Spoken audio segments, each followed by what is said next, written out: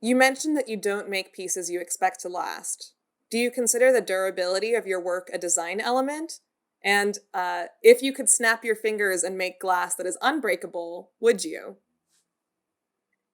I think the fact that glass is breakable is probably what very part you can, it creates a tension in itself.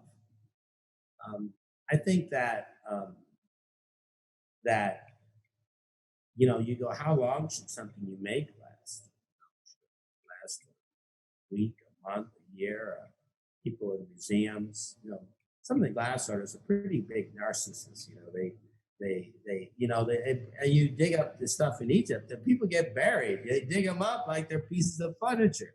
You know, I mean, what the heck is that about? How long should what we do last? And are we? How do we influence the future? How do we live in the future?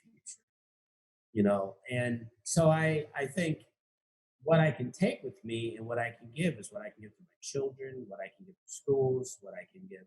And so why should it last long? Because someone buys it and they can barter with it. That's a very different thing than being creative.